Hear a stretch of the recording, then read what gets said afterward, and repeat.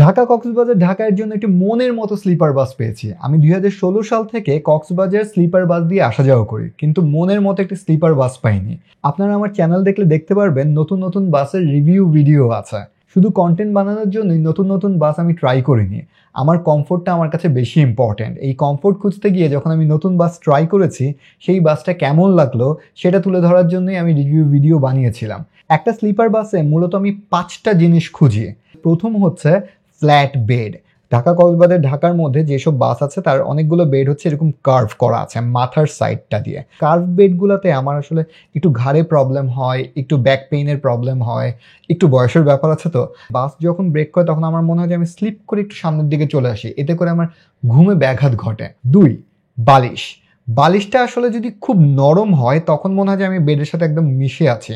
আবার যদি বেশি উঁচু হয় সেটাও আমার ঘাড়ের জন্য একটু প্রবলেম হয়। অনেকে উঁচু বালিশ পছন্দ করে, অনেকে নিচু বালিশ পছন্দ করে, কিন্তু আমার মনে হয় যদি একটু মিড রেঞ্জের বালিশ রাখা যায় সবাই এই জার্নিটা ব্যালেন্স করে নিতে পারবে। যখন বালিশটা অনেক নামানো থাকে তখন ওই নামানোটাকে উঁচু করার জন্য আমাকে আমার ব্ল্যাঙ্কেটটা দিতে হয়, কিন্তু এই ব্ল্যাঙ্কেট দিতে গেলে তখন আমার আবার শীত লাগে। তো আমি আসলে দুটো প্রবলেমের মধ্যেই থাকি। 3, ক্লিন এরিয়া। বেড, বেডশিট, বালিশ, ব্ল্যাঙ্কেট এবং আশেপাশের যেই কর্নারগুলো আছে, গ্লাসের সাইডের যেই কর্নারগুলো আছে বা ব্যাকের যে সাপোর্টটা আছে, বা আমি যেখানে জুতো রাখতে যাচ্ছি যে এরিয়াটা আছে সামনের দিকের, এই পুরোটা জায়গা যদি পরিষ্কার হয় তাহলে খুব ভালো হয়।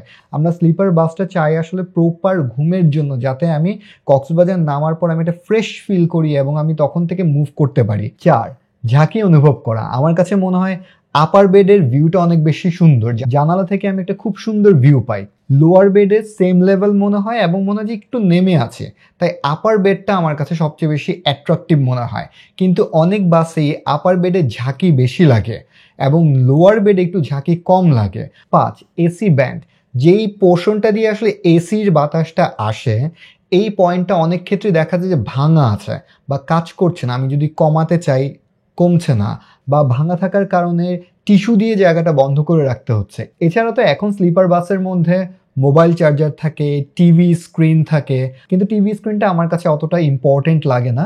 কিন্তু অনেক বাসে আমি দেখেছি যে মোবাইল চার্জারটা কাজ করছে না, আবার কিছু কিছু বাসে কাজ করছে। কিছু কিছু বাসে ওয়াইফাইও আছে কিন্তু কাজ করছে না, আবার কিছু কিছু বাসের মধ্যে কাজ করছে কিন্তু অনেক স্লো। কিছু বাসে কোলবালিশ প্রোভাইড করছে, কোলবালিশ থাকলেও ভালো, আবার না থাকলেও কোনো প্রবলেম নেই, কিন্তু কোলবালিশ যদি থাকে তখন কভারটাও পরিষ্কার হওয়া চাই। যাই হোক, এই 5টা পয়েন্ট ছিল আমার ডিমান্ড। আপনাদের হয়তো এর চেয়ে বেশি কিছু ডিমান্ড থাকতে পারে বা এর চেয়ে কিছু কমও থাকতে পারে, কিন্তু আমার মনে হয় যে এই 5টা হচ্ছে কমন ডিমান্ড।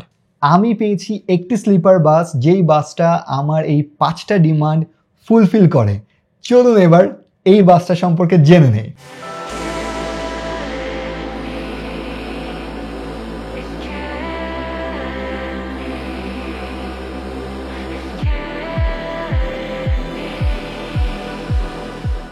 ইন্টেরিয়রটা আমার বেশ পছন্দ হয়েছে। এক পাশে 2 জনের বেড এবং অপর পাশে 1 জনের বেড। সব বাসের মতোই আপার বেড এবং লোয়ার বেডের ব্যবস্থাও আছে।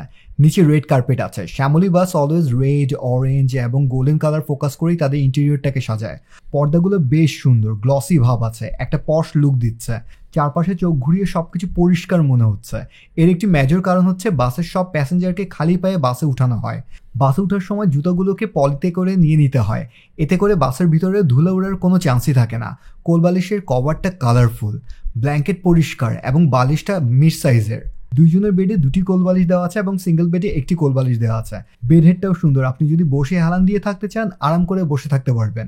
টিভি আছে বাট কানেকশন নেই। হ্যান্ডেল দেওয়া আছে যেন উঠতে এবং নামতে সমস্যা না হয়। জুতো রাখার স্পেস আছে। মোবাইল চার্জার পয়েন্ট ছিল, মোবাইল চার্জ করে দেখার চেষ্টা করেছি যে কাজ করছে কি করছে না। চার্জার পয়েন্টে কাজ করছে। বেডের পাশে মোবাইল, মানি ব্যাগ এবং ছোট আইটেম রাখার জন্য স্পেস দেওয়া আছে। এবার জানে কোন জায়গা থেকে টিকিট কাটলাম এবং কত টাকা দিয়ে টিকিট কাটলাম।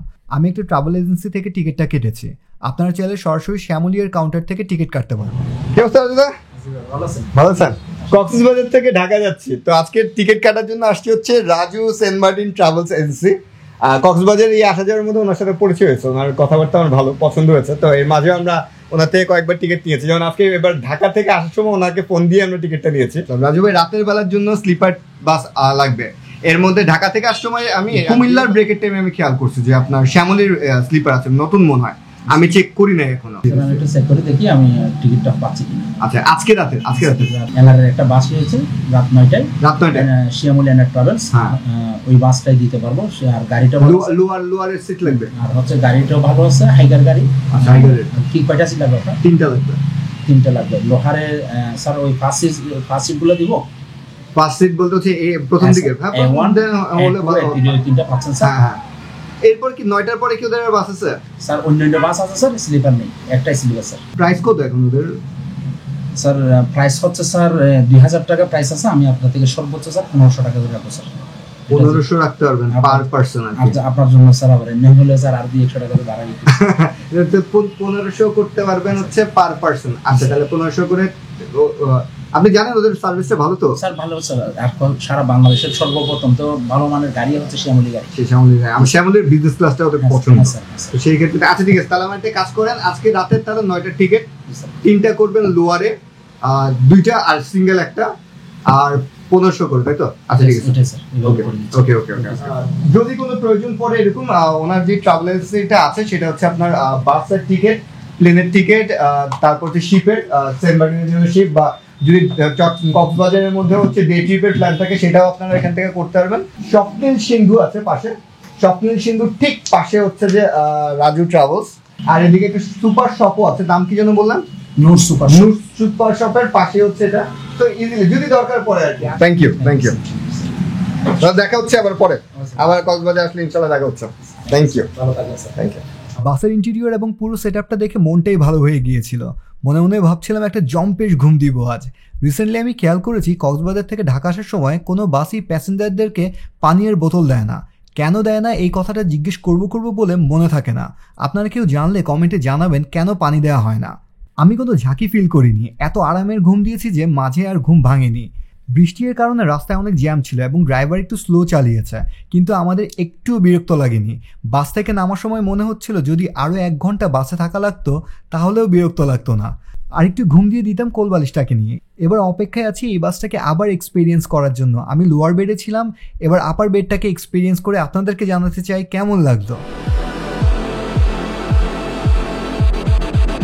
And I